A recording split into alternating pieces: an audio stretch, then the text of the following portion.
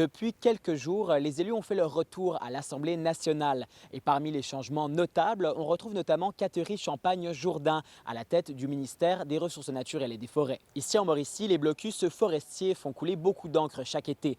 Mais en tant que femme autochtone, Catherine Champagne-Jourdain a une vision de la forêt très différente de celle de ses prédécesseurs. C'est un enjeu qui est très important.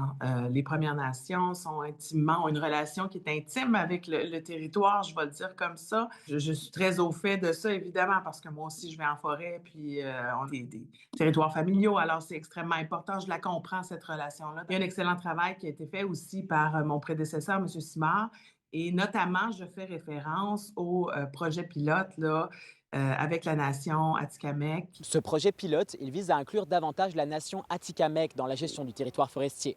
Annoncé en mars, il avait été jugé à l'époque comme historique et une très bonne nouvelle pour les différents acteurs du milieu.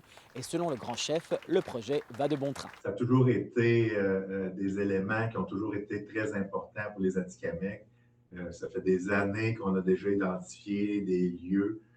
Puis c'était un peu la raison pourquoi il y avait des tensions en territoire. Mais ce projet, il ne fait pas l'unanimité. Dave Petekwe, chef de territoire et porte-étendard des blocus forestiers, l'avait vivement critiqué à l'époque et a indiqué récemment sur ses réseaux sociaux qu'aucune coupe ne sera tolérée cet été sur le territoire forestier. Pour l'industrie forestière, justement, au-delà de ce projet pilote, ce qu'on attend surtout, c'est la mise en œuvre des amendements du projet de loi 11 qui devrait avoir l'effet d'une véritable bouffée d'air frais pour les entreprises de la foresterie. La filière, là, présentement, va très, très mal. Donc, on a des enjeux. On a le projet de loi 11 qui doit là, impérativement là, être entériné là, avant là, la fin de session parlementaire.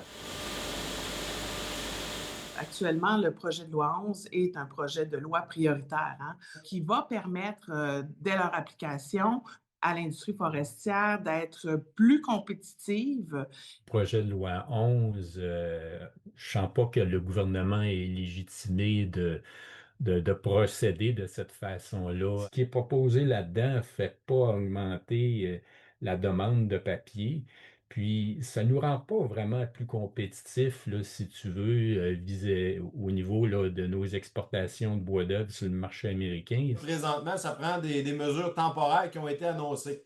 Enlever la taxe carbone, revoir le mode de tarification là, des droits de coupe, enlever le bureau de mise en marché des bois. Ces mesures-là vont être en mesure là, de vraiment de donner de l'oxygène là, pour permettre une meilleure compétitivité là, vis-à-vis de l'Ontario, parce que je le rappelle, on est rendu le Québec, la province où la fibre coûte le plus cher. L'objectif à terme est donc de diminuer le coût de la fibre et donc d'éviter la fermeture d'autres scieries qui entraînerait avec elle la perte d'autres emplois dans la région. En Mauricie, Samuel Bideau pour Nouveau Info.